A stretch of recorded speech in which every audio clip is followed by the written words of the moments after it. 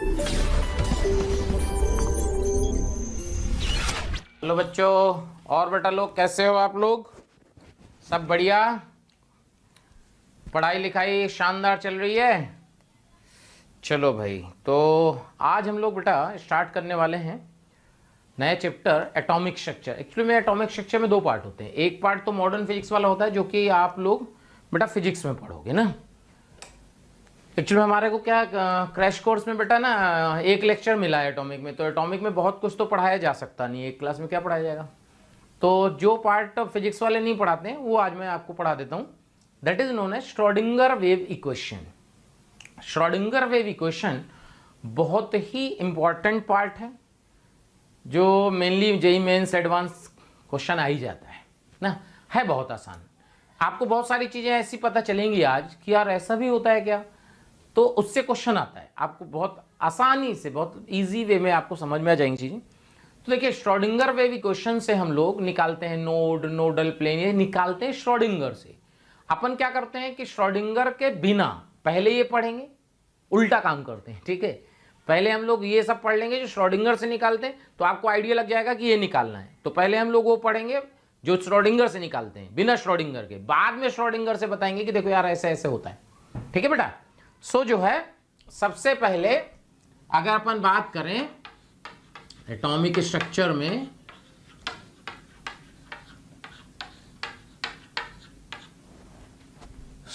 सबसे पहला हेडिंग है बेटा node and nodal plane. Okay, node and nodal plane, ठीक है। Node and nodal plane. बहुत दिनों से बच्चे कह रहे थे सर अपनी स्टोरी सुनाइए, अपनी स्टोरी सुनाइए। तो आज कल जो है अपन ने अपनी स्टोरी बच्चों के लिए बता दी भाई कि ऐसे ऐसे है। आपको उससे बस ध्यान रखना है कि आप मोटिवेट होइए कि यार मतलब ऐसा नहीं है कि ऐसी कोई चीज़ नहीं है जो नॉर्मल कॉमन मैन नहीं कर सकता, सब कुछ कर सकता है। बस जो है आप जो है ऐसे समझ लो कि सेल्फ कॉन्फिडेंस होना चाहिए कि हाँ यार मैं तो कर लूँगा, ठीक है ना। मतलब इस तरह काम होता है तो हो जाता है। मतलब बहुत ऐसी कोई बहुत बड़ी बात नहीं है। मतलब ऐसा लग रहा हो कि जैसे मैसेज आ रहे हैं कि भाई आप ये हो, आप वो, ठीक है, आपका वो तो प्यार है, बेसिकली वो प्यार है। ऐसा कोई महानता वाला काम नहीं है, लेकिन हाँ ठीक है, मतलब थोड़ा सा तो लगता है कि भाई सर ने बहुत मेहनत की, ठीक है। आपका प्यार, आपका सपोर्ट बेटा बहुत ज़रूरी है, जो आपने बहुत अच्छे से दिखाया है। सो मैं इस लेक्चर के माध्यम से आप सभी बच्चों का तहे दिल से धन्यवाद करना चाहूँगा कि आपने इतना सपोर्ट, इतना लव, इतना प्रेम दिखाया मेरे प्रति और मोशन के प्रति। तो थैंक्स टू ऑल स्टूडेंट्स, ठीक है, जो कि क्लासें कर रहे हैं, जो उन्होंने मेरी संघर्ष की कहानी देखी, मैं उन सबका जो है तहे दिल से शुक्रिया करना चाहूँगा बेटा, ठीक है। ओके, सो अपन वापस आते हैं नोड एंड नोडल प्लेन। तो बेसिकली नोड क्या होता है ये देखिएगा। नोड क्या होता है? Node is a place where the probability of finding electron is zero. Node is the place where the probability of finding electron is zero. समझो, क्लियर है भाई? यानी नोड इज अ प्लेस, समझिएगा, node is a place where the probability of finding electron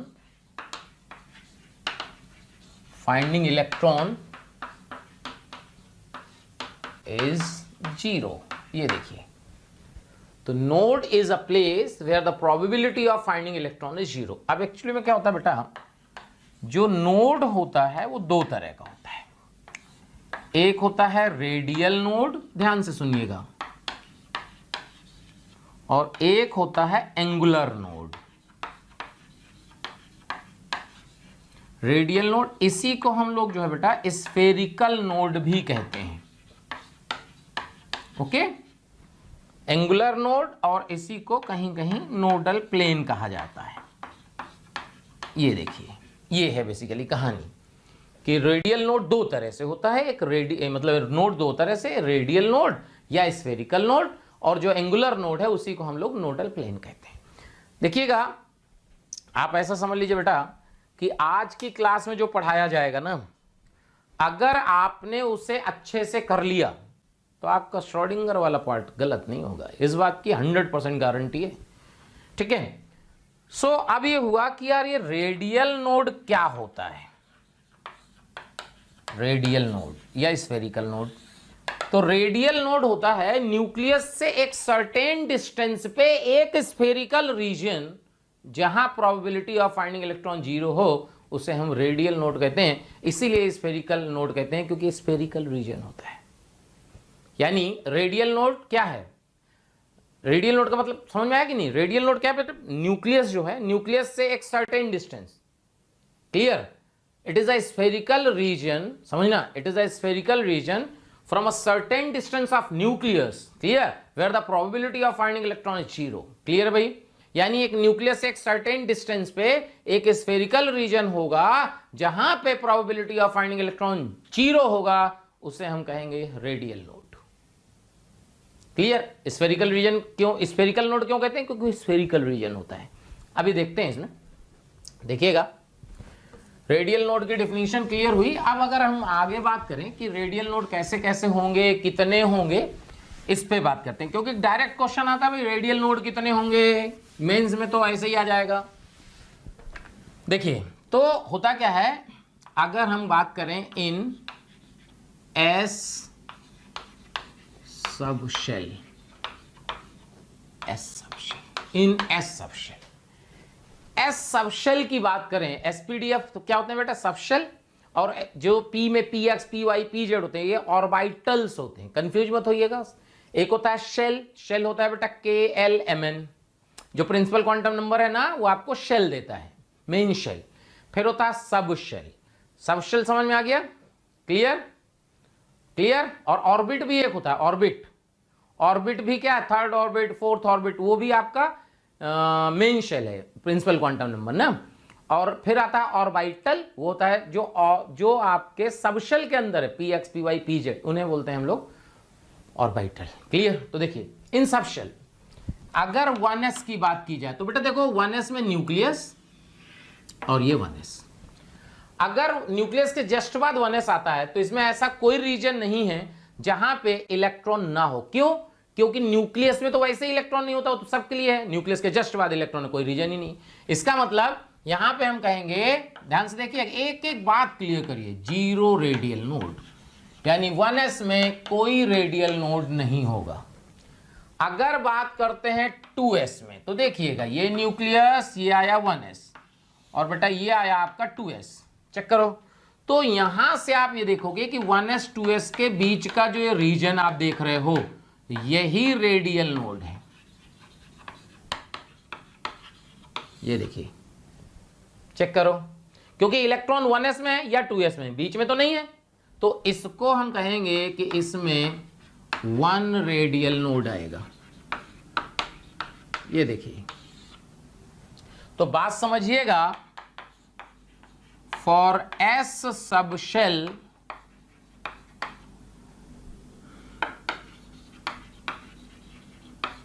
radial nodes का value होता है बेटा n-1। ये देखिए n-1, एस सबशेल के लिए रेडियल नोड्स n-1, कोई भी एस आ जाए, सोच के देखो 5s तो 1s 2s के बीच में एक, 2s 3s के बीच में एक, 3s 4s के बीच में एक, 4s 5s के बीच में एक, यानी 4। चेक करो। अब आता है फॉर p सबशेल,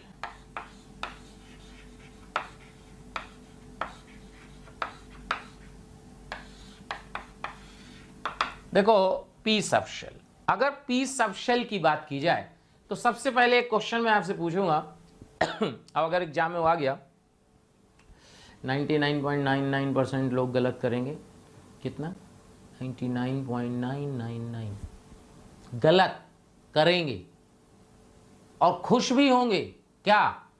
अरे यार भाई साहब, लेवल कितना गिर गया यार एग्जाम का, कुछ भी पूछता है, ये तो बोर्ड वाले भी नहीं पूछते। कैसा? बोला shape of p subshell, shape of p subshell, सोचो, शेप ऑफ p सबशेल, और उसमें जो है कमेंट में जरूर लिखिएगा आपने क्या सोचा था, ठीक है। पी सबशेल का शेप क्या होगा? अबे तो सर अब बच्चे पता तुम लोग क्या सोच रहे होगे, सर भी क्या पूछते रहते हैं यार, इसमें तो मतलब सबको पता है कि पी का शेप क्या होता है। पी का शेप क्या होता है? एकदम से अंदर से आवाज आई डंबल, और ये गलत हो गया, क्योंकि ध्यान सुनना, जो बेटा आपका जो डंबल शेप है वो सब शेल का नहीं है, वो ऑर्बिटल का शेप है। ध्यान से, जो डंबल शेप है वो किसका है? ऑर्बिटल का। px का शेप है डंबल, py का शेप है डंबल, pz का शेप है डंबल, बट p का नहीं है।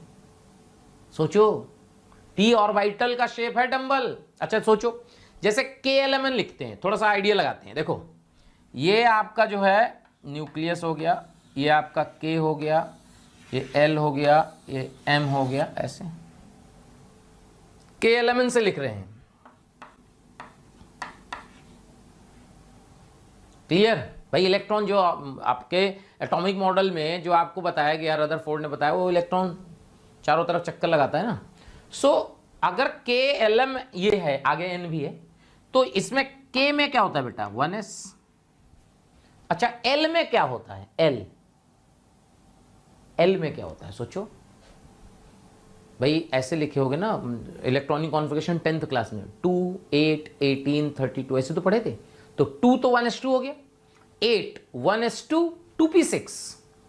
इसका मतलब s और p दोनों L में हैं, 2s और 2p दोनों L में है, तो L का शेप तो इसका, p का शेप तो स्फेरिकल में ना आ गया। देखो px, वैसे भी लॉजिक लगा सकते हो, px का शेप डंबल x एक्सेस में, py का शेप डंबल y एक्सेस में, zx का शेप डंबल z एक्सेस में। तो बताओ ओवरऑल तो तीनों एक्सेस ही कवर हो गया, पूरा ही तो हो गया भाई। देखो तो यहां से फॉर p सबशेल, देखो अगर 2p सबशेल की बात की जाए तो यहां से रेडियल नोड्स आएंगे 0। ऐसा क्यों? क्योंकि ध्यान एक रखना, जब हम P की बात करेंगे तो केवल P की बात करेंगे, S से कोई लेना देना नहीं। तो क्या न्यूक्लियस के जस्ट बाद, जैसे न्यूक्लियस के जस्ट बाद S आ गया था, याद करो, न्यूक्लियस के जस्ट बाद क्या आ गया था? S। उसी तरह न्यूक्लियस के जस्ट बाद क्या आ जाता है? 2p। तो इसका मतलब इसमें कोई रेडियल नोड नहीं होगा। लेकिन अगर हम 3p सबशेल की बात करें, सोचो, तो क्या यहां पे रेडियल नोड्स जो होंगे वो क्या आ जाएगा? 1। Radial node 1। क्यों रेडियल नोड 1 आ गया? सोचो, 2p और 3p के बीच का एक स्फेरिकल रीजन जो है वो आपको रेडियल नोड देगा। देखिए, यानी अगर जनरलाइज कर दें, चाहे s हो, चाहे p हो, चाहे d हो, हम रेडियल नोड कैसे निकाल सकते हैं? तो बात जरा समझी जाए। अगर जनरलाइज कर दें तो जो रेडियल नोड्स होंगे, समझिएगा, वो होते हैं n-l-1। ये फॉर ऑल सबशेल, कोई भी आ जाए सबके लिए वैलिड है। क्यों? क्योंकि अगर s की बात करेंगे तो s में देखो l का वैल्यू 0 हो जाएगा, n-1, ये पता नहीं एजीमुथल क्वांटम नंबर, तो n-1 हो जाएगा। अगर हम p की बात करेंगे तो l का वैल्यू 1 हो जाएगा, तो n-2, तो इसलिए तो 2p में 0 आ रहा है। अच्छा 3D में भी 0 आना चाहिए। क्यों 3D में 0 आना चाहिए? क्योंकि क्या न्यूक्लियस के जस्ट बाद 3D आता है। हमने बोला जब D की बात करेंगे तो केवल D की बात होगी भाई। तो न्यूक्लियस के जस्ट बाद क्या आता है बेटा? 3D। तो 3D आता है तो L का वैल्यू देखो, 3 रखो, L का वैल्यू कितना होता है D में? 2। तो n-3 आ गया D में, तो इसका मतलब, और n का वैल्यू कितना ले रहे हो आप? 3। तो 3 - 3 कितना हो गया? 0। क्लियर? तो ये जनरल फॉर्मूला है, it is valid for all subshell. पहले बताओ, रेडियल नोड निकालना आ गया, कितने होंगे? क्लियर हो गया। अब आता है एंगुलर नोड।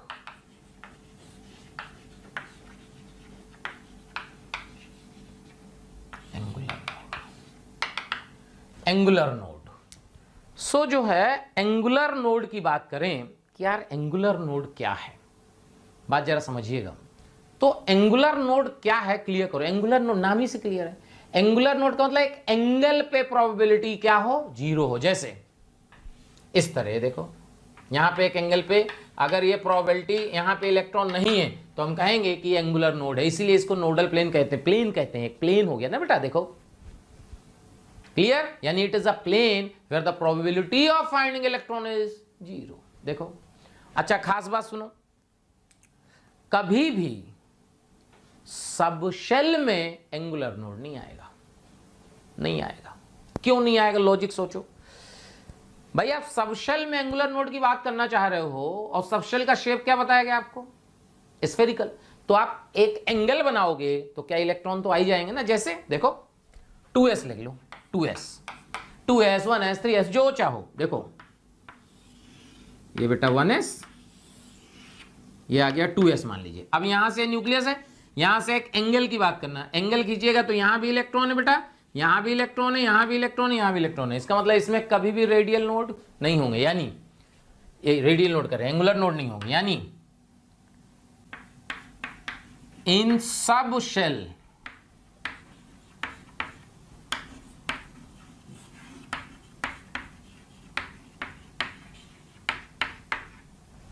देखो, अगर तुमसे कहा जाए पी सब शेल में एंगुलर नोड कितने होंगे, 0 होंगे पी सब शेल में।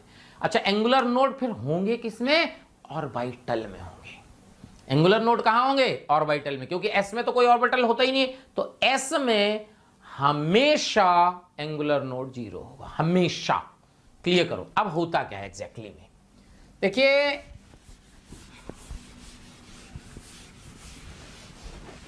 ऐसे आपने अगर कहीं पढ़ा होगा तो ऐसे बुकों में ऐसे लिख देता है कि angular node equal to L. सही है, angular node equal to L. अगर एस की बात करोगे तो 0 0। अच्छा ये नहीं समझ में आया, ये तो रट लेते हैं कि एल होता है, बट 0 क्यों हुआ, समझ में आया? क्योंकि एस का शेप हमेशा क्या होगा, स्फेरिकल। तो आप एंगल बनाओगे तो क्या वो कट करता चला जाएगा पॉइंट पे, तो उसमें इसका मतलब एंगुलर नोड कभी हो ही नहीं सकता। अगर तुमसे कहा जाए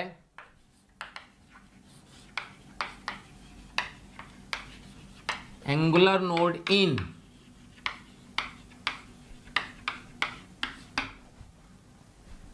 देखो, सोचो सोचो सोचो, जल्दी सोचो, एल का वैल्यू कितना, पी के लिए 1, तो क्या यहां 1 लिख दोगे? देखो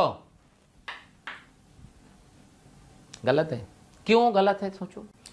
पी सब शेल का शेप आपने क्या स्फेरिकल में आएगा, पी सब शेल, उसमें कोई एंगुलर नोड नहीं होगा। एंगुलर नोड कहां आएंगे, एंगुलर नोड आएगा मेनली कहां, ऑर्बिटल में। देखो कैसे, अगर px की बात की जाए, ध्यान सुनना, px क्या इसका शेप डंबल होता है, सबको पता है। क्लियर है, क्लियर बेटा, बोलो, कोई डाउट हो तो बोलो।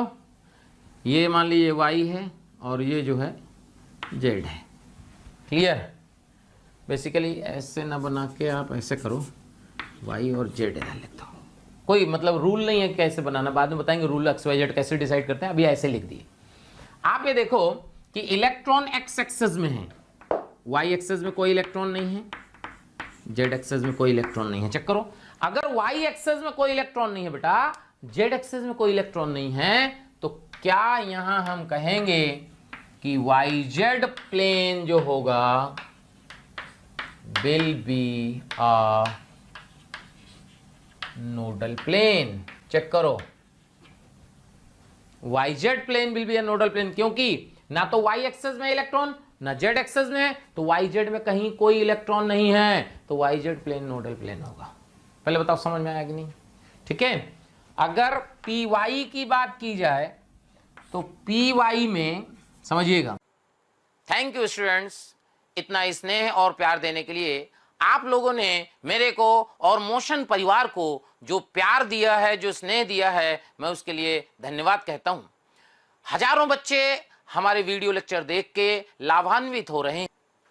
बेटा आप सभी बच्चों से रिक्वेस्ट है कि डिस्क्रिप्शन बॉक्स में जाइए और लिंक को क्लिक करिए और फ्री में अपना रजिस्ट्रेशन मोशन में सुनिश्चित करें।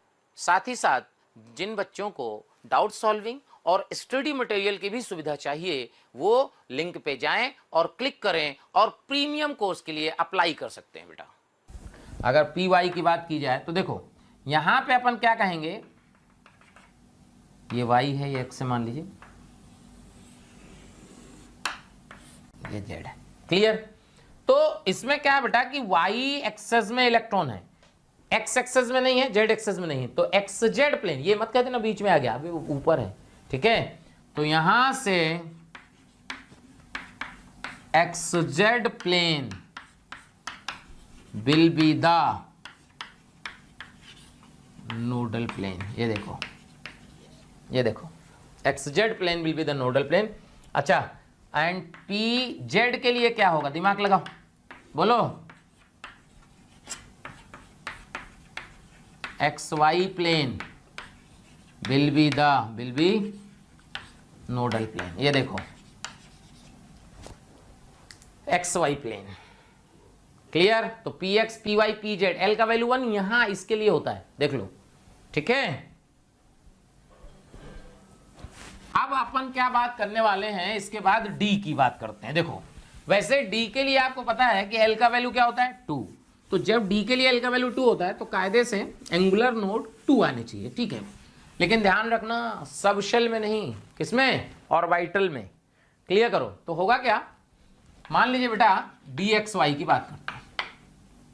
तो डी एक्स वाई का शेप आपको पता है कैसा होता है,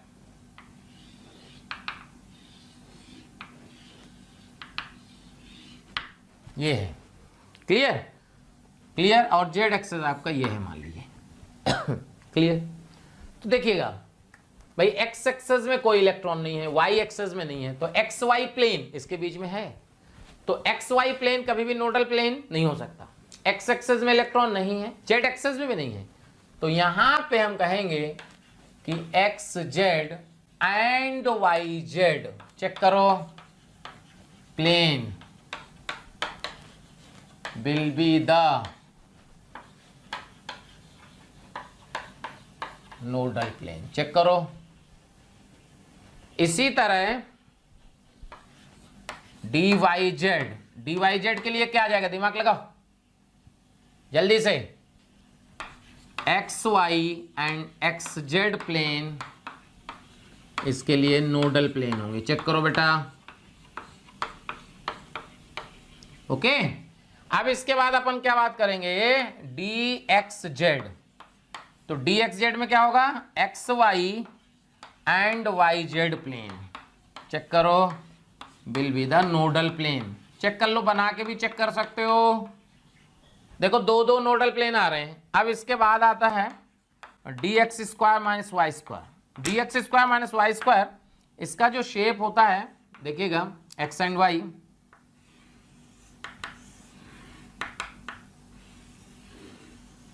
ऐसे ये शेप होता है इसका, ओके।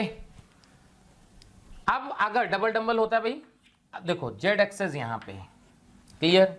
अगर यहां पे आप एक लाइन खींचो, this is X equal to Y line, and यहां पे एक लाइन खींचोगे तो X equal to minus Y line. अब एक बात समझ लो, देखो X equal to Y line पे कोई इलेक्ट्रॉन नहीं है, जेड एक्सेस में भी नहीं है। तो x equal to Y line पे कोई इलेक्ट्रॉन नहीं है, जेड एक्सेस में भी नहीं है। x equal to minus Y पे कोई इलेक्ट्रॉन नहीं है, जेड एक्सेस में भी नहीं है। इसका मतलब क्या हुआ, ध्यान सुनिएगा, plane made by x equal to y and z axes. Clear? And x equal to minus y and z axes, check करो, विल बी द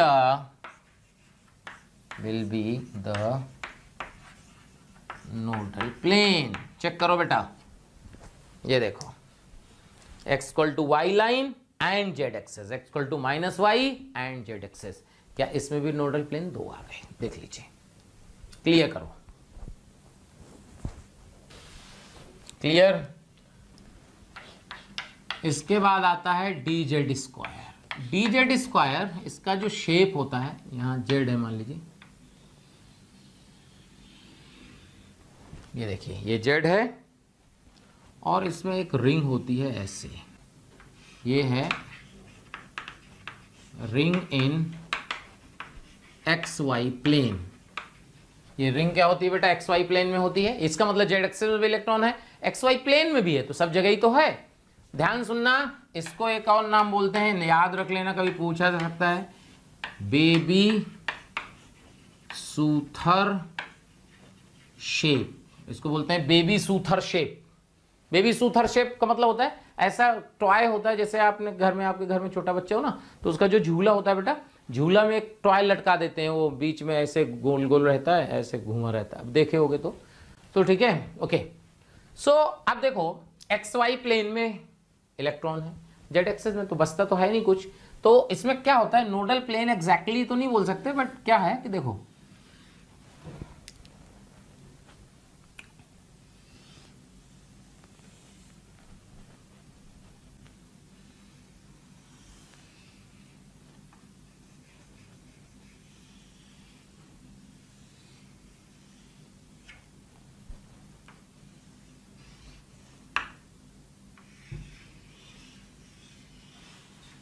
एक प्रकार से इस तरह दो नोडल कोन दिखते हैं जहां पे प्रोबेबिलिटी ऑफ फाइंडिंग इलेक्ट्रॉन 0 हो जाती है।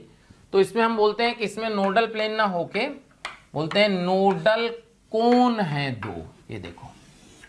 और ये जो जेड एक्सिस से एंगल दिख रहा है, ये थीटा, कभी कभी थीटा पूछ लेता है, थीटा का वैल्यू होता है, ये प्रूफ बताएंगे अभी कहां से आया, कॉस इनवर्स 1/√3। ये देखो कोन अपन कहेंगे इसमें दो है। क्लियर है? देख लीजिए, क्लियर बेटा? ठीक है, बात क्लियर हो गई? पक्का देख लो, ठीक है। तो ये जो है अपने को ये समझ में आ गया भाई कि जो है nodal plane node, angular node, radial node, ये क्लियर हो गया। अब हम लोग आगे बात करते हैं श्रोडिंगर वेव इक्वेशन की। देखिए Schrodinger wave equation, Schrodinger wave equation की अगर बात करें कि यार श्रोडिंगर वेव इक्वेशन क्या है, अगर अपन बात करें कि भाई श्रोडिंगर वेव इक्वेशन क्या है, तो बात जरा समझिएगा कि Schrodinger wave equation basically 2 degree का एक डिफरेंशियल इक्वेशन होती है। कैसे? del 2 psi by del x square plus del 2 psi by del y square plus del 2 psi by del z square plus 8 pi square m by h स्क्वायर e माइनस u psi equal to 0। It is a Schrodinger wave equation where psi जो है बेटा, इसको हम लोग बोलते हैं वेव फंक्शन। साई क्या है बेटा? Wave function. ठीक है, m mass of electron, h Planck constant, pi तुम्हें पता है क्या होता है, ई जो होता है ये होता है टोटल एनर्जी एंड यू होता है बेटा पोटेंशियल एनर्जी। ओके, ये इक्वेशन है। अब इसमें क्या हुआ कि साइंटिस्ट आते गए और इसके रिड्यूस्ड फॉर्म बनते गए। देखो del 2 del x square plus del 2 del y square plus del 2 by del z square को बोला गया del स्क्वायर। ओके, एंड इसका नाम होता है लाप्लासियन ऑपरेटर। ये देखो, तो अगर इसकी जगह हम देखो साई इसको बाहर निकाल लें तो इसकी जगह आप देखोगे कि ये फॉर्मूला इस तरह का बन गया।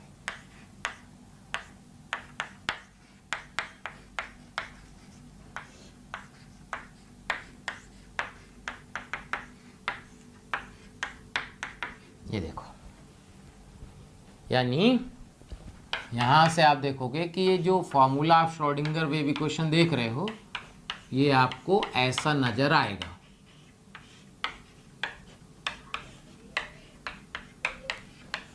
क्या भाई बात क्लियर हो रही है? ये देखिए, तो यहां से इक्वल टू 0,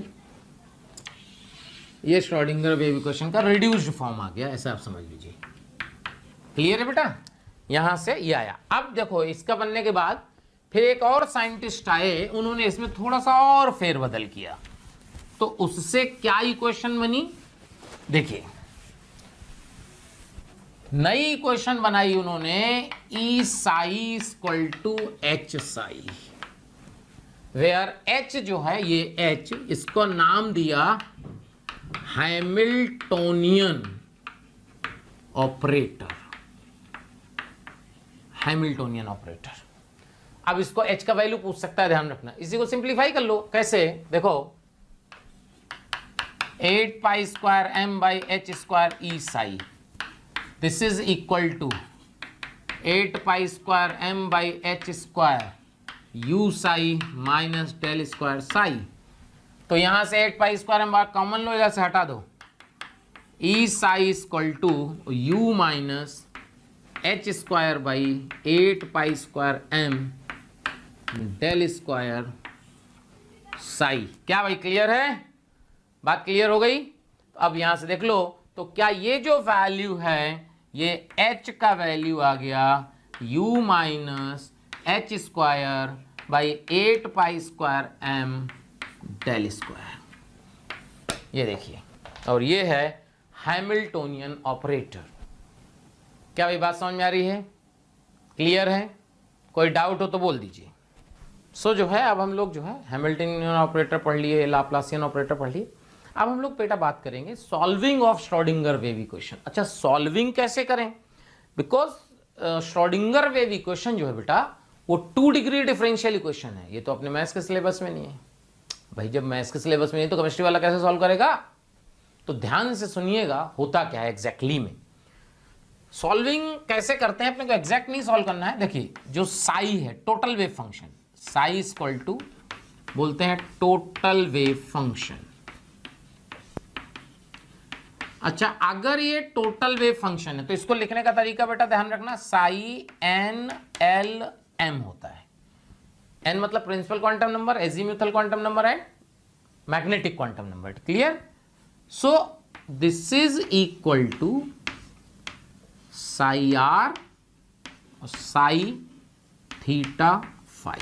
ये देखिए साई आर जो होता है इसको बोलते हैं radial wave function, radial wave function,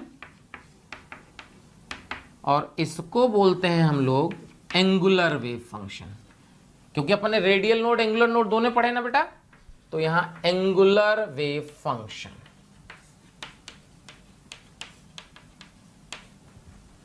clear करो। इसी को कहीं कहीं बुक में ध्यान रखना, जो है साई आर को समझना ऐसे लिखा होगा, ये R R equal to psi R, एक ही बात है वो, ठीक है। और आर थीटा फाई, इसका मतलब साई थीटा फाई। क्लियर? एक ही बात है, कभी ये यूज करता है कभी ये यूज करता है। क्लियर? साई आर क्लियर है बेटा? तो ये जो है, अब ध्यान सुनो, जो साई आर है यानी कि रेडियल वेव फंक्शन, ये डिपेंड करता है एन एंड एल पे। इसका मैग्नेटिक से कोई लेना देना नहीं है। और ये जो होता है ये डिपेंड करता है एल एंड एम पे, ठीक है। Principal quantum number, azimuthal quantum number, azimuthal magnetic, इसका जो है प्रिंसिपल से कोई लेना देना नहीं है। क्या बात समझिए? अच्छा सोचो, एंगुलर का प्रिंसिपल से लेना देना क्यों नहीं है? क्योंकि अगर आप 2p करोगे तो एंगुलर नोट तो सीधे इनफाइनाइट तक जाएगा, उससे क्या फर्क पड़ता है कि 2p है कि 3p है। सोचो एंगल तो चीरता हुआ जाएगा ना सबको बेटा, देख लो। सो ये बात समझ में आई। अब ये हुआ कि यार ये सॉल्व कैसे हो, तो देखो बेटा सॉल्व तो होगा नहीं। क्लियर? अब सॉल्व नहीं होगा तो इसका क्या तरीका है, ये सब कैसे निकलेगा, उसके लिए हम आपको जुगाड़ बताएंगे। क्लियर? उसके लिए तो आपको जो है जुगाड़ आ जाएगा कि भाई कैसे कैसे जो है आपको करना है, ये बात आपको जो है समझ में आ जाएगी। क्लियर है? सो ऐसे सोचो कि सबसे पहले हम लोग ये पढ़ लिए थोड़ा मोड़ा, अब हम लोग थोड़ा पढ़ेंगे स्फेरिकल कोऑर्डिनेट। पोलर कोऑर्डिनेट तो आपने पढ़े होगा, अब स्फेरिकल कोऑर्डिनेट क्या होते हैं? स्फेरिकल कोऑर्डिनेट, स्फेरिकल कोऑर्डिनेट क्या होते हैं? देखो स्फेरिकल कोऑर्डिनेट के लिए क्या करते हैं हम, ये एक्सेस बनाते हैं। अब इसमें आपको ये पता होना चाहिए कि भाई एक्स एक्सेस क्या होगा, वाई एक्सेस क्या होगा, जेड एक्सेस क्या होगा, कैसे लेते हैं। तो x Y Z anti clockwise लेते हैं, पता होना चाहिए आपको। तो यहां बेटा हम लोग एक्स लेंगे, ये वाई लेंगे और ये जेड लेंगे। ये देखो, ये है एक्स वाई जेड लेने का तरीका। अभी तक तो हम कुछ भी ले रहे थे क्योंकि जरूरत नहीं थी अपने को ज्यादा, अब जरूरत है। तो अपन एक पॉइंट कंसीडर करते हैं, ओरिजिन से लेके यहां तक, ये एंगल थीटा पी, पी के कोऑर्डिनेट है आर, थीटा और फाई। देखिए आर तो ये हो गया बेटा, थीटा ये हो गया। अभी वो कि फाई कहाँ है, तो फाई देखो यहां से आप देखिएगा कि जेड का जो वैल्यू है, अगर इसको जैसे अपन अलग अलग करते हैं एक्स एक्स वाई एक्सेस में, तो जेड का वैल्यू जो आ जाएगा वो आ जाएगा आर कॉस थीटा। जेड का वैल्यू बेटा क्या आ जाएगा, आर कॉस थीटा। ये देखो जेड का वैल्यू क्या आ गया, आर कॉस थीटा। अच्छा अब एक बात समझो, अच्छा बताओ आर साइन थीटा कहां होगा? आर कॉस थीटा तो यहां आ गया, आर साइन थीटा कहां होगा? क्या वाई एक्सिस में?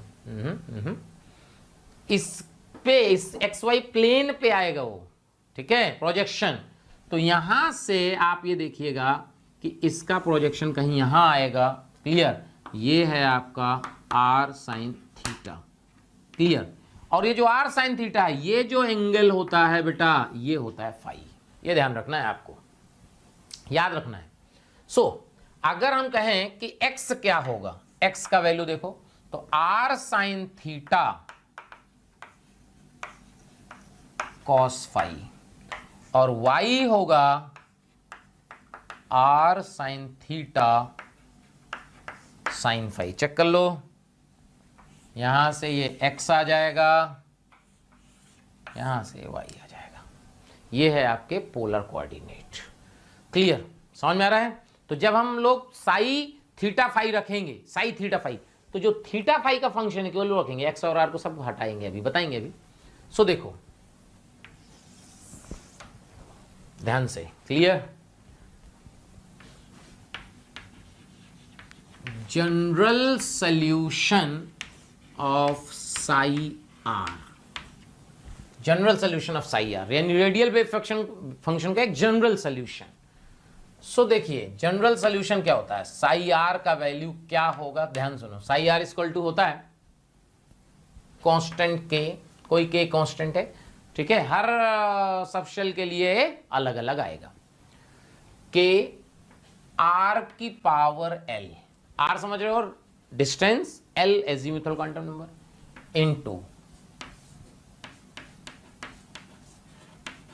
Polynomial of R of degree n minus L minus 1, ये देखो, इनटू e की power minus r by N A naught. देखिए इधर पूरा लिखते हैं तब समझ में आएगा, थोड़ा सा छोटा हो गया, कोई बात नहीं।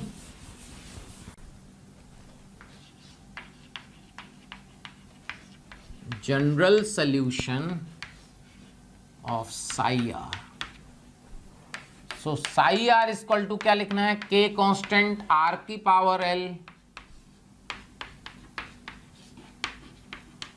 Polynomial of R of degree n minus 1 minus L.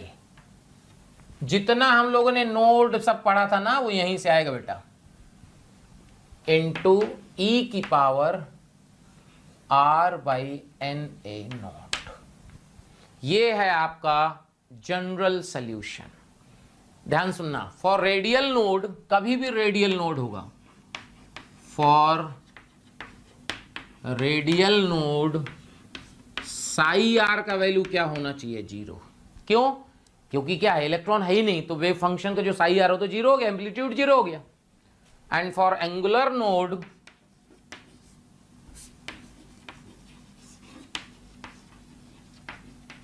Angular node psi theta phi का वैल्यू क्या हो जाएगा 0। ये ध्यान रखना है। क्लियर? अब देखो प्यारे बच्चों, बहुत सारे बच्चों के कमेंट आ रहे हैं ना कि आप इस टॉपिक पे वीडियो बनाइए। तो मैं बच्चों आपको बताना चाहता हूं कि ऐसा हो सकता है कि वो वीडियो ऑलरेडी चैनल में पड़ा हो। उसके लिए आपको करना क्या है कि मोशन के चैनल को सब्सक्राइब करना है और बेल आइकन को हिट करना है, जिससे आपके कोई भी नोटिफिकेशन मिस ना हो। हम कोशिश करेंगे कि आपकी जो डिमांड है मोशन परिवार पूरी करे। मान लीजिए 1s के लिए हम सोच देखते हैं, ये सब जो हमने नोडल प्लेन सब बताया सब यहीं से आएगा। देखना कैसे आएगा। साई आर 1s का आपको जनरल सॉल्यूशन लिखना है तो के लिख दीजिए। इसको कुछ नहीं करना, अपने दिया होता है क्वेश्चन में r की पावर 0, l का वैल्यू 0 ना बेटा। इसके लिए polynomial of r of degree n minus 1 minus l, l का वैल्यू 0 है तो n माइनस 1 कितना हो गया 0। तो 0 डिग्री का पॉलिनोमियल का मतलब क्या होता है 0 डिग्री का पॉलिनोमियल। तो बेटा 0 डिग्री का पॉलिनोमियल तो एक कांस्टेंट ही होता है और e की power minus r by a naught. ये देखिए चेक करो, यानी Sai r 1s equal to के ए ई की power r by a not. अब देखो रेडियल नोड के लिए साई आर का वैल्यू 0 होना चाहिए। तो चेक करो क्या साई आर किसी आर के लिए, कोई भी आर ऐसा है जिसके लिए साई आर 0 हो जाए। चेक करो आर का वैल्यू कुछ भी रख दो। आर का वैल्यू बताओ क्या रखोगे 0 रखोगे, कुछ नहीं हो रहा। आर का वैल्यू इनफाइनाइट रखोगे तो 0 आएगा। भाई आर का न्यूक्लियस से इनफाइनाइट डिस्टेंस का क्या मतलब है भाई, कोई मतलब ही नहीं है। इसका मतलब क्या हुआ कि 1s में कभी साई आर 0 नहीं होगा। अगर 1s में कभी साई आर 0 नहीं हुआ इसका मतलब रेडियल नोड होगा ही नहीं ना भाई। रेडियल नोड में साई आर 0 होना है और साई आर 0 हो नहीं रहा, इसका मतलब 1s में कभी रेडियल नोड नहीं होगा। वही तो आपको बताया गया था, याद करो। इसका मतलब देखो साई आर वर्सेस आर का ग्राफ कैसा आएगा सोचो भाई। अगर आर का वैल्यू सोचो, अगर आर का वैल्यू 0 टेंड कर जाए तो ये तो कुछ वैल्यू आ जाएगी, यानी यहां से, वैसे एग्जैक्टली में तो नहीं होगी लेकिन ठीक है।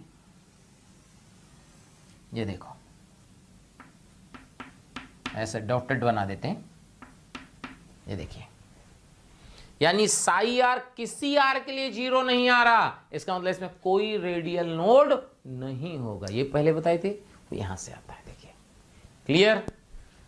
अब देखना जनरल फार्मूला याद रखना बस, उससे क्या होगा आप कुछ भी बना सकते हो। अब देखो साई आर 2s, आईआईटी में क्वेश्चन आ चुका है इसका। साई आर 2s का क्या दिया, r की पावर 0।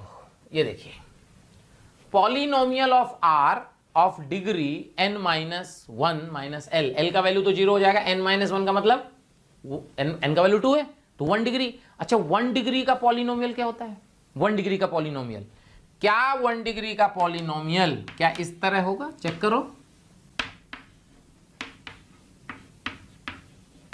चेक करो बेटा, n का वैल्यू 2 रख दी। Clear? So if psi are का वैल्यू 0 पुट कर दें तो क्या यहां से r का value minus b by a आ जाएगा। चेक करो, यानी एक आर ऐसा है जिसपे साई आर 0 है, सिंगल एक आर है।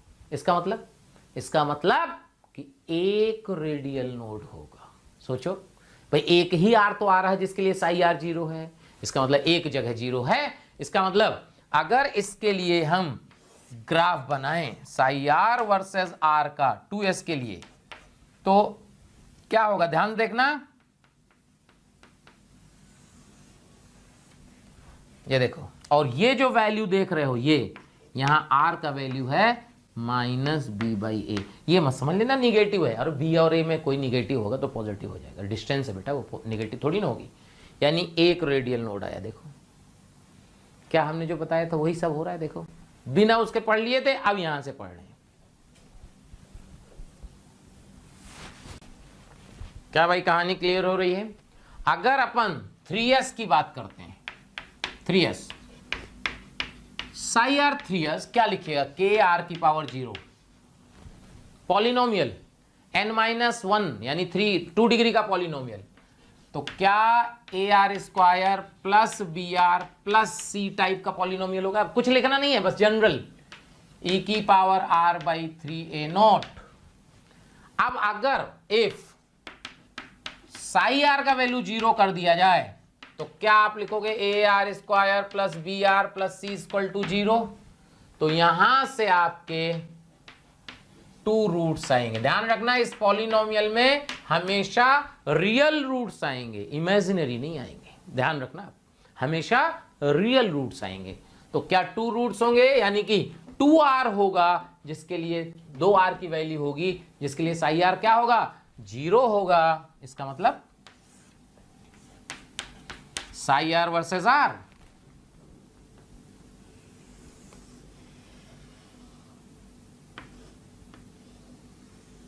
ये देखिए एक आर ये और एक आर ये, क्या ये रेडियल नोड कहलाएंगे? 2 रेडियल नोड। देख लो, ध्यान रखना जो पीक होगी वो लगातार घटती रहेगी।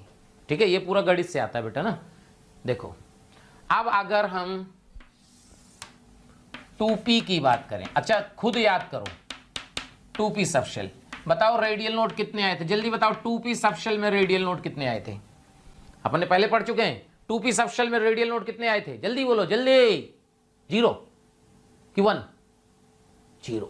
ठीक है, तो देखो अगर हम साई आर 2p के लिए लिखें, देखो के ये कोई दूसरा के होगा, ध्यान रखना, r की पावर 1, r की पावर 0 की जगह r की power 1, polynomial of n-1 minus l, तो l का वैल्यू 1 है तो n-2 हो जाएगा, और n का वैल्यू 2 है तो 0 डिग्री का पॉलिनोमियल। तो 0 डिग्री का पॉलिनोमियल कोई कांस्टेंट आएगा, चेक करो। If psi are equal to 0, सोचो अगर साई आर 0 कर दोगे तो r कभी 0 होगा ही नहीं। इसका मतलब देयर इज नो r, इसका मतलब ये मत करो, इसको करो कि देखो r इक्वल टू 0 पे साई आर 0 है, but r equal to 0 means nucleus तक तो पहुंच ही नहीं पाओगे बेटा। r इक्वल टू 0 में कहां कोई पहुंच पाएगा? उसके लिए r इक्वल टू 0 को कभी भी नोड नहीं बोलते। ठीक है, there is no r for which psi are equal to 0। ठीक है, यानी कोई r नहीं है जिसके लिए 2p में साई आर क्या हो बेटा? 0। इसका मतलब ये हुआ कि 2p के केस में कोई भी रेडियल नोड नहीं मिलेगा। बस खास बात यह है कि r का वैल्यू 0 पुट करोगे तो ये 0 को टेंड कर रहा है, इसका मतलब ये ओरिजिन से पास हो रहा है। डॉटेड करके मान लीजिए, ये देखिए। इसी तरह अगर साई आर 3p, तो देखिए 3p कैसे लिखिएगा? के आर का पावर 1, 1 डिग्री का पॉलिनोमियल आएगा यहां, ये देखिए। तो क्या इसको जब 0 पुट करिएगा तो क्या एक रेडियल नोड आ जाएगा माइनस बी बाई ए पे, और ओरिजिन से पास करेगा।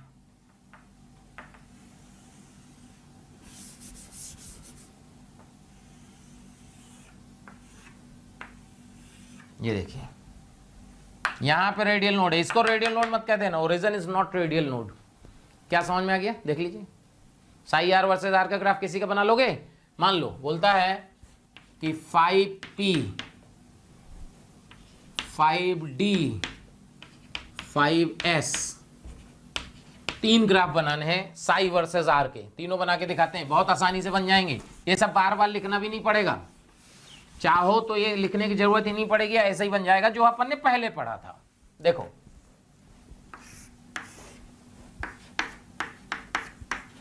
5p में कितने रेडियल नोड होंगे, चेक करो 5p में।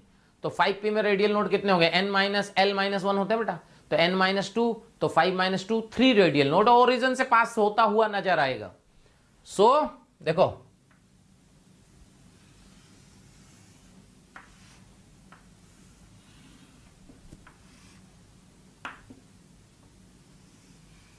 ये देखिए 1 2 3 5D 5D की बात करेंगे तो 5D कितना होता है n-3, तो 5-3 2, और ये भी ओरिजिन से पास करेगा 1 2 और ये खत्म। ये देखिए 5D के लिए, अब 5S के लिए अलग से बना देते हैं। यहां पे कोई भी आएगा आप बना सकते हैं। कितने रेडियल नोड n-1, 5-1 4, और ये यहां से पास होगा, ओरिजिन से नहीं पास होता है।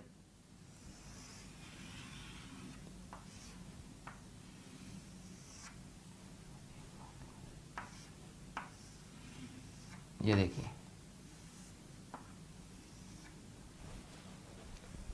1 2 3 4, और एम्पलीट्यूड लगातार घटता रहेगा। देखिए क्या साई आर वर्सेस आर का ग्राफ भी खींचना आ गया। देखिए अभी हमने केवल रेडियल नोड कंसीडर किया, एंगुलर नोड नहीं आया, अभी एंगुलर नोड भी लाएंगे।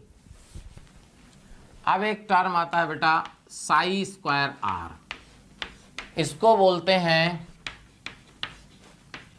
Probability density, probability density. So अगर इसके ग्राफ बनाना हो, मान लीजिए psi square r versus r 3s का ग्राफ बनाना है, बहुत आसान है। तुमने साई आर वर्सेस आर के ग्राफ खींचे, y वर्सेस x मान लो, अब y स्क्वायर वर्सेस x का खींचना है, तो क्या होगा कि y स्क्वायर जब हो गया तो ये वैल्यू कभी निगेटिव आएगी ही नहीं। इसका मतलब जो x एक्सिस के नीचे ग्राफ था उसको इमेज ले लो ऊपर और थोड़ा सा एम्पलीट्यूड बढ़ जाएगा। यानी इसमें रेडियल नोड कितने होंगे 2, तो ध्यान सुनो, यहां से देखना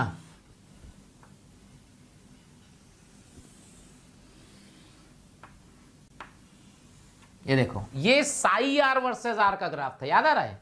सो साई स्क्वायर आर का कैसा हो जाएगा, सोचना साई स्क्वायर आर का कैसे हो जाएगा। ये ग्राफ यहां से जो नीचे वाला पार्ट था उसका इमेज ले लो। सो यहां से देखना, ध्यान से देखना,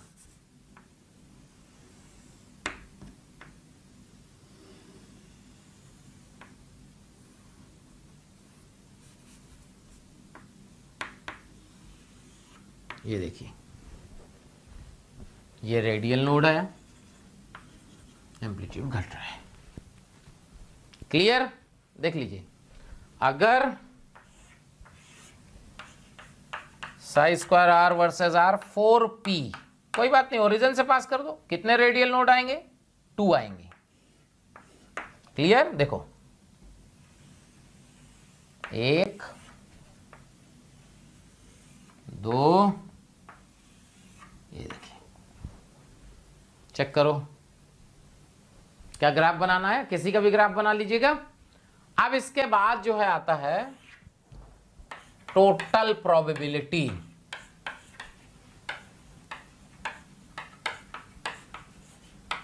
प्रोबेबिलिटी डेंसिटी पता है, टोटल प्रोबेबिलिटी होती है 4 pi r square psi square r.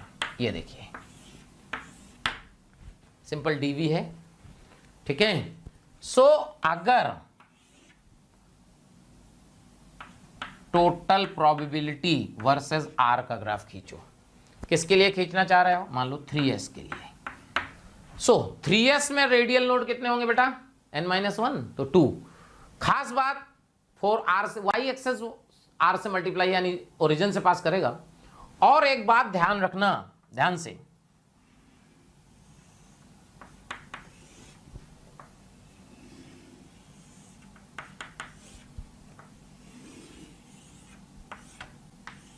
ये देखो आगे चलता चला जाएगा। ये देखो यहां रेडियल नोड 2 आए, और खास बात इसमें जो एम्पलीट्यूड है वो लगातार बढ़ेगा। ये देखो दो में एम्पलीट्यूड घटता है और इसमें एम्पलीट्यूड बढ़ता है। क्यों? क्योंकि वाई एक्सेस आर स्क्वायर से मल्टीप्लाई है। तो जब आर स्क्वायर बढ़ रहा है, आर स्क्वायर से वाई एक्सेस को मल्टीप्लाई कर रहे हो तो एम्पलीट्यूड तो बढ़ नहीं है।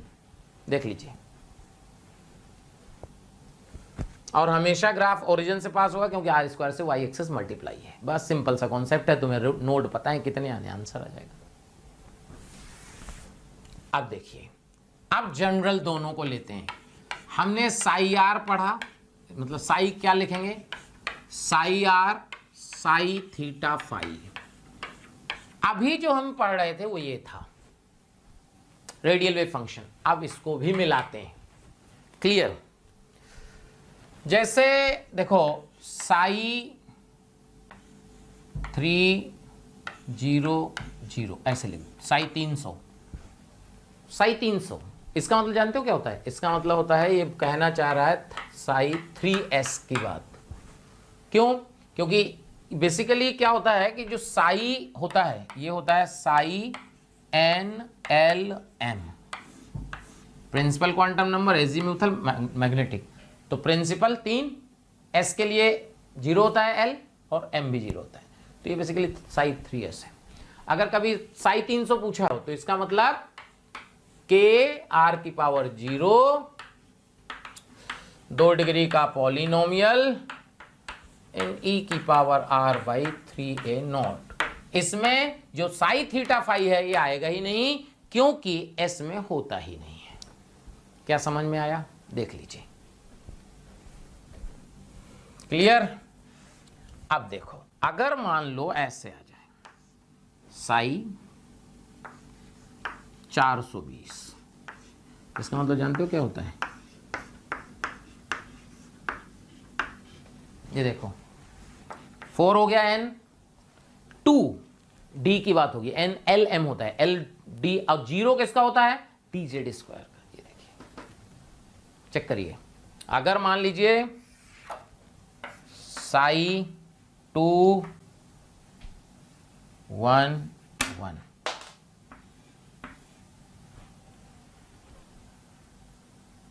साई 2 1 1। क्लियर? अब इसमें जैसे 2 क्या हो गया, ये n हो गया, ये बेटा l हो गया और ये m हो गया। अब एक्चुअली में क्या है कि ये तो बात समझ में आ गई है कि 2p की बात हो रही है, लेकिन जो p z जो मैग्नेटिक क्वांटम नंबर है वो 3 होता है, 1 -1 0, याद है ना p का। तो p कौन सा होगा पता नहीं है, इसलिए आपको इसमें आप कुछ भी हो सकता है। लेकिन अगर हम ऐसे लिख दें, साइड लिखना है मान लो तुम्हें, देखना, तो साई 2pz के लिए आपको पूरा फंक्शन बनाना है। फंक्शन भी पूछ सकता है, ध्यान रखना। अच्छा, ये क्यों आप पढ़ाया जा रहा है? वैसे तो अपन ने पढ़ाया था 2 साल पहले, मैथ्स द कॉलम आ चुका है जिसमें एंगुलर वेव फंक्शन यूज किया, उसका रिलेटेड नहीं था आंसर, लेकिन यूज किया, इसका मतलब सिलेबस में है। ठीक है? सो अगर साई 2pz लिखा जाए तो देखो psi are psi theta phi. So psi r क्या लिखिएगा? के आर की पावर 1, पॉलिनोमियल n-2 0 डिग्री का पॉलिनोमियल, एक कांस्टेंट आ जाएगा, e की पावर -r/2a नॉट आ जाएगा इनटू, ये हो गया साई आर। देखो इतना जो है ना ये बेटा, ये हो गया आपका साई आर। क्लियर? अब ये साई आर के बाद साई थीटा फाई। अब साई थीटा फाई जेड के लिए तो देखो कैसे लिखेंगे, ध्यान सुनिएगा। अभी थोड़ी देर पहले याद करो, लिखे थे z equal to r cos theta, याद आ रहा है? जेड इक्वल टू क्या लिखे थे? आर कॉस थीटा, याद आया? अब करना क्या है आपको कि केवल थीटा फाई में केवल थीटा और फाई वाला रखना है, ना तो आपको आर लिखना है ना उसमें एक्स लिखना है, सीधा जेड। तो इसमें हमेशा जेड, जैसे 2pz है तो जेड बाई आर की वैल्यू थीटा फाई में आएगी, तो यहां से हम लिखेंगे कॉस थीटा। देखो क्लियर? अच्छा, अब देखो यहां पे रेडियल नोड 0, क्योंकि ये वैल्यू किसी भी आर के लिए 0 नहीं आएगी। लेकिन अगर एंगुलर नोड की बात की जाए, क्या फॉर एंगुलर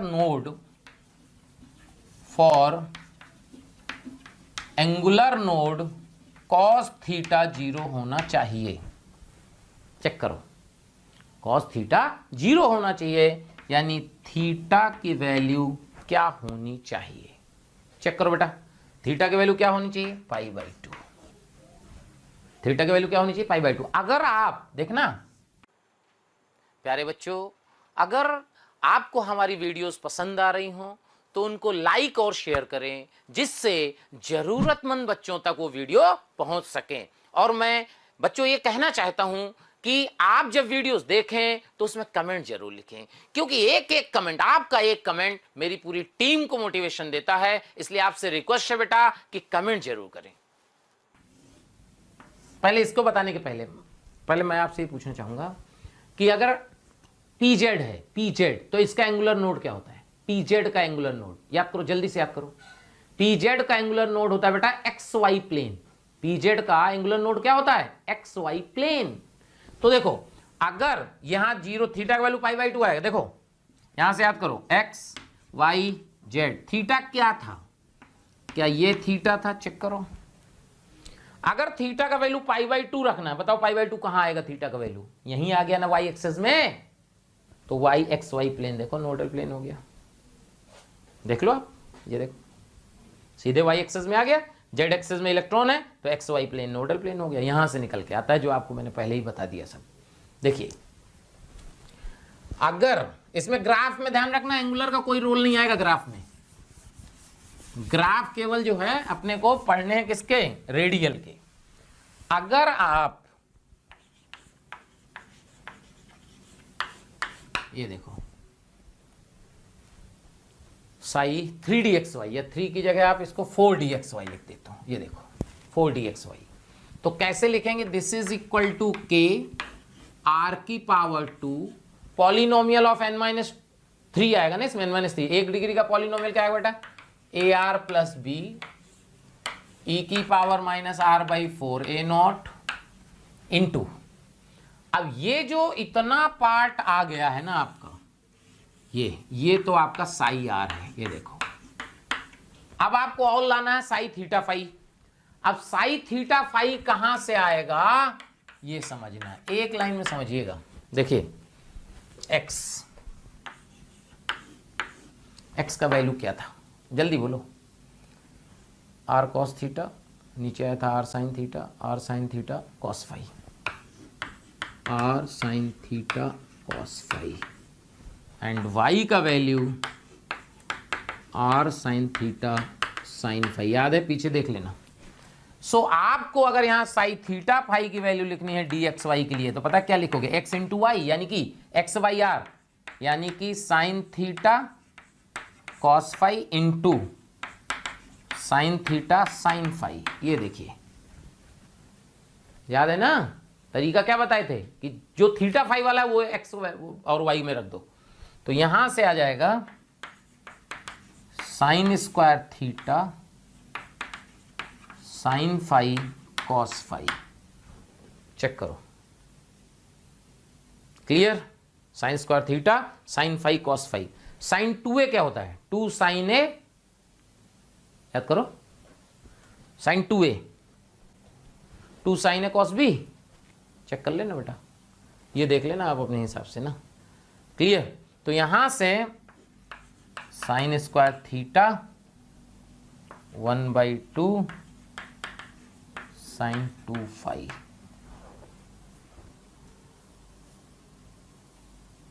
चेक करो।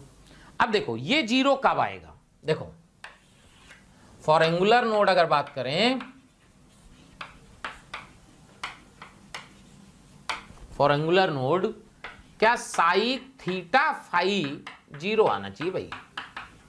अच्छा, पहले जो हम लोग पहले पढ़े थे बताओ, dxy का एंगुलर नोड क्या आया था? dxy xz plane and yz plane. याद है? याद है कि नहीं? अगर हम कहेंगे कि जो साई dxy है, पहले जो पढ़े थे उसका क्या आया था? xz एंड yz प्लेन पहले पढ़ लिए थे, will be the nodal plane. याद है? अब इसी को हम प्रूफ करेंगे कि यहां कहां कैसे आया, क्योंकि ये हमने तो ऐसे ही बता दिया था, ये आता यहां से। देखो कैसे, पहले नोट कर लो बेटा। समझ में आया कि नहीं? ये तो साई आर हो गया। साई थीटा फाई जो है, तो एक्स का वैल्यू थीटा फाई का मतलब एक्स इंटू वाई कर दो, तो x into y, x into y का मतलब x y r into y y r. क्यों? थीटा फाई का फंक्शन रखना है, बस। चेक करो,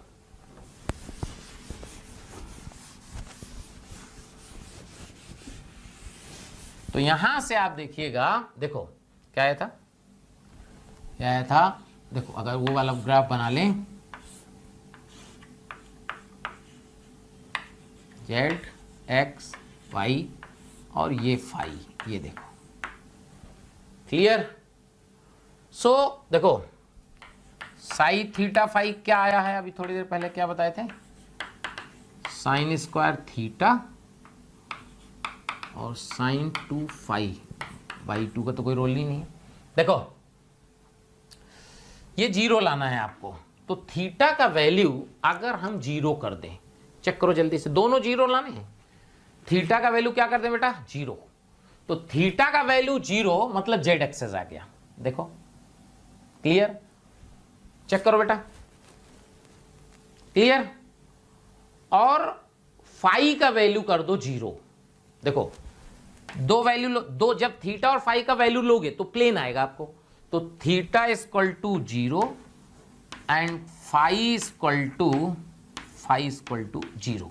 चेक करो कौन सा प्लेन दिखेगा आपको, theta equal to zero, phi equal to zero, तो थीटा इक्वल टू जीरो ये जेड एक्सेस आ जाएगा, देखो, और जब फाई इक्वल टू जीरो तो ये क्या आ जाएगा? एक्स। तो क्या जेड एक्स नोडल प्लेन हो गया? देखो यहां से इसमें एक्स जेड प्लेन आएगा, चेक करो बेटा, एक्स जेड प्लेन। बहुत इंटरेस्टिंग चीज है, बट क्वेश्चन को अभी क्वेश्चन कैसे आएगा कोई भरोसा नहीं, थीटा फाई पूछ ले भाई, पूरा फंक्शन ही पूछ ले कि 3dxy का जो है पूरा फंक्शन क्या होगा। के पे ध्यान रखना, के नहीं रखना, जो कांस्टेंट दिया वही है, क्योंकि वो निकालना अपने बस की नहीं है। अच्छा और सोचो, दूसरा केस हो सकता है कि थीटा का वैल्यू जीरो हो एंड फाई का वैल्यू पाई बाई 2 हो जाए। चेक करो, थीटा का वैल्यू जीरो, पाई बाई 2, इस पे भी जीरो, ये भी जीरो, देखो थीटा का value zero z axes, phi का value pi by 2 y axes. क्या यहां से वाई जेड प्लेन आएगा? चेक करो बेटा, ये देखो,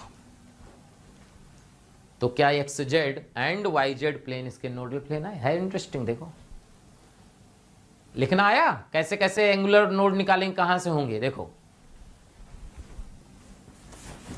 ऐसे ही अगर हम psi 5d x square minus Y square ये पूछ लेता, कोई बात नहीं, देखते हैं। पहले अपन क्या लिखेंगे, psi are psi theta phi, अब तो लिखना आ गया होगा, साई आर क्या लिखिएगा, के आर की पावर 2, आर की पावर 2 समझ में आया ना? देखो इनटू पॉलिनोमियल कितने डिग्री का आएगा ये, n-3 2 डिग्री का, तो a are square plus B are plus c e की power are by 5a0 into theta phi. ये जो आप देख रहे हो ये वाला इतना,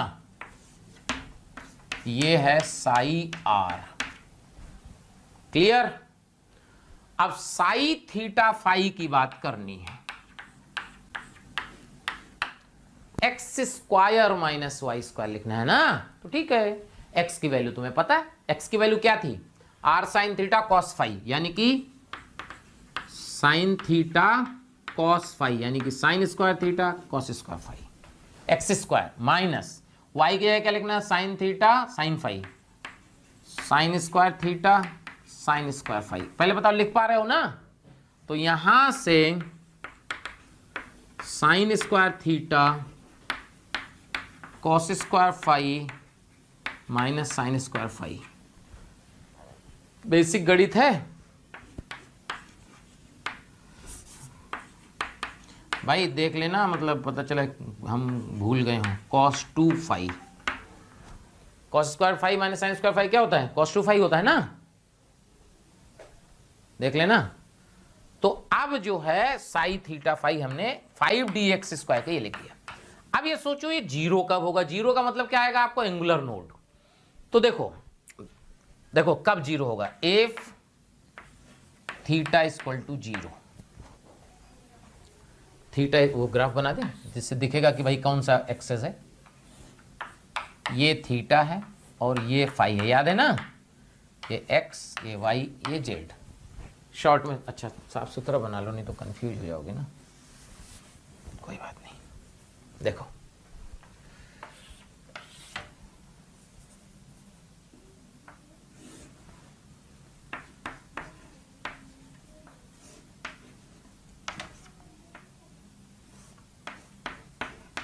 देखो थीटा का वैल्यू बेटा 0, तो जेड एक्सेस आ गया। और फाई का वैल्यू क्या रखें कि ये 0 हो जाए।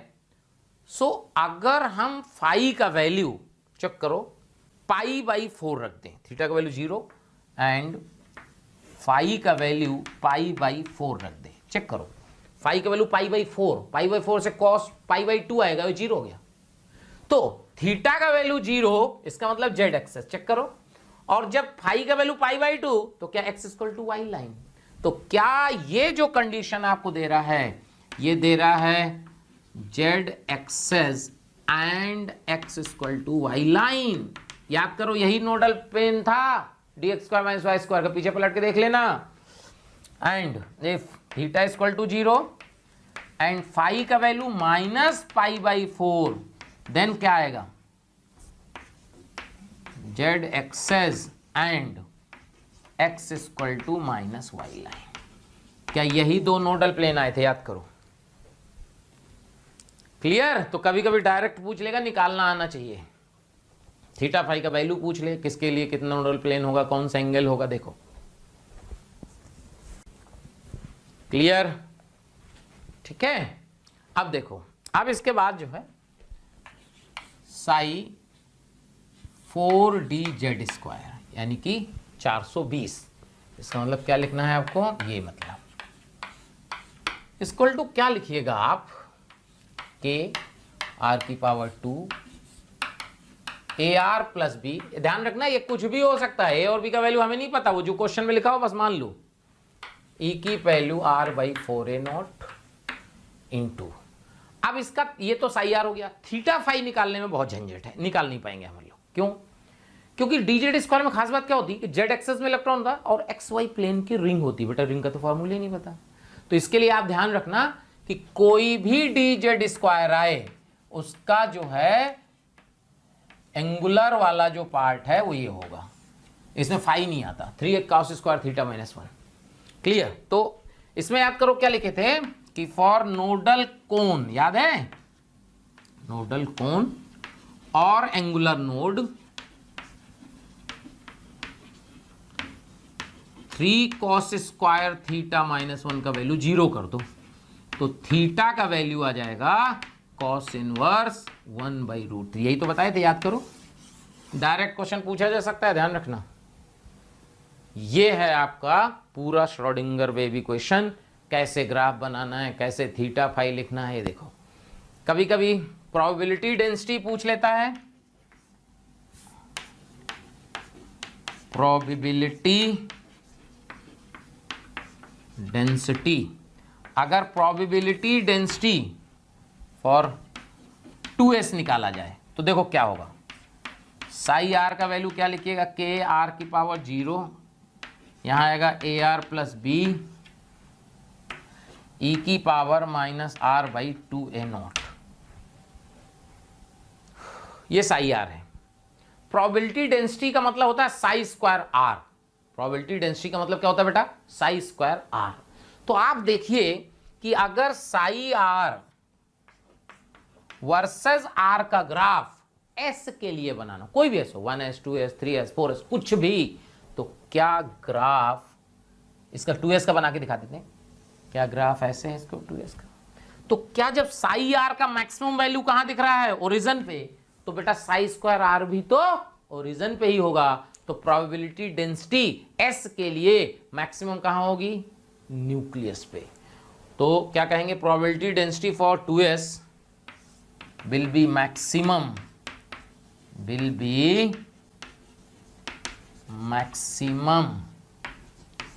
at nucleus। ध्यान रखना, अभी क्वेश्चन पूछ ले, probability density will be maximum eight the nucleus, क्योंकि न्यूक्लियस पे देखो जीरो, न्यूक्लियस मतलब जीरो, और जीरो पे साई आर मैक्सिमम है। अगर साई आर मैक्सिमम है तो साई स्क्वायर आर भी मैक्सिमम होगा। इसका मतलब कि प्रोबेबिलिटी डेंसिटी एस ऑर्बिटल की प्रोबेबिलिटी डेंसिटी न्यूक्लियस पे हमेशा मैक्सिमम आएगी। देखो पहले बताओ समझ में आया।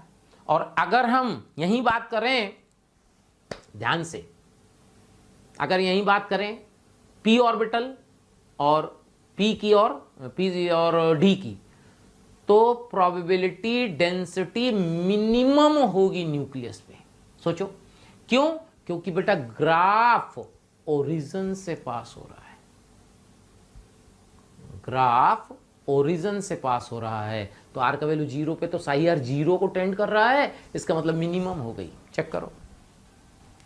और एक बात ध्यान से, क्वेश्चन बना रहे हैं, total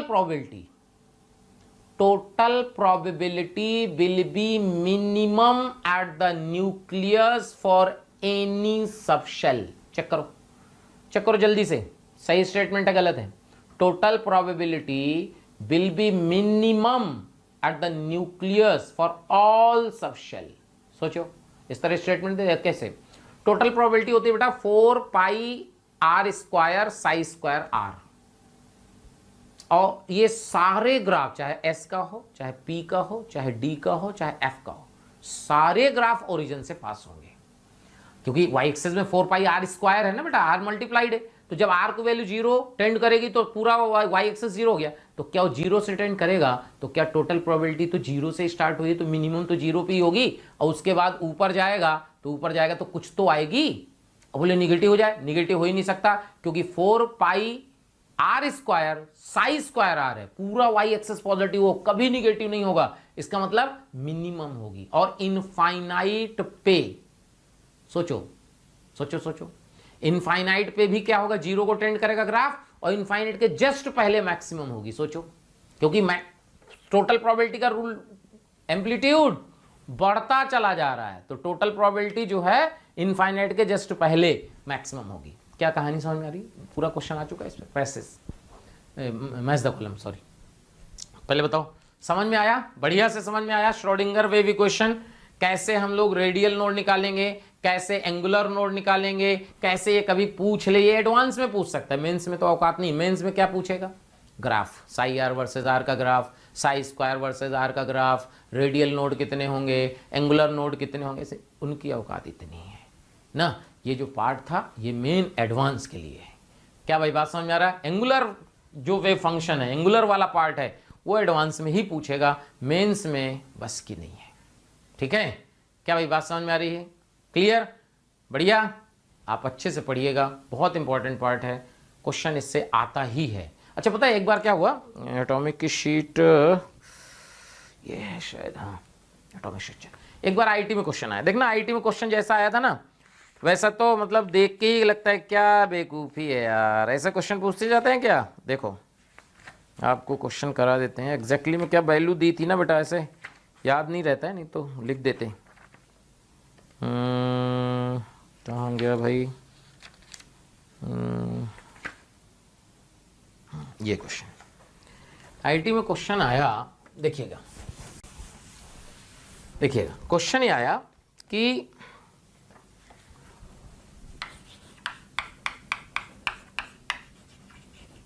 advanced psi 2s equal to, आपको गिवन था, ये गिवन है 1/√8 1/a0 पावर 3/2 2 माइनस r/a0 e की पावर माइनस r/2a0, ये आपको गिवन है। अब देखो ये गिवन है, हम बना भी सकते हैं, वही तो आपको हमने बनाना सिखाया। मैंने आपको क्या सिखाया कि आप किसी भी सब शेल का रेडियल वेव फंक्शन बना सकते हो। कैसे? देखो अगर हमारे को लिखना है, मान लो ये नहीं गिवन है, तो हम क्या लिखते हैं भैया, साई 2s जो होता है वो हम ऐसे लिखेंगे k r की power l 0 2s n-1 degree का पॉलिनोमियल यानी कि 1 डिग्री का पॉलिनोमियल, e की पावर r बाई 2a0। अब चेक करो ऊपर जो दिया है उससे इसको कंपेयर करो, k,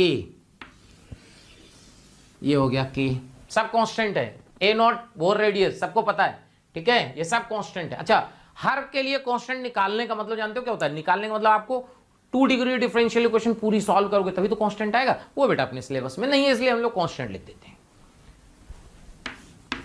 क्या ये 2 डिग्री का पॉलिनोमियल है? हमने इस तरह लिख दिया है, देखो क्लियर। अब क्वेश्चन क्या था?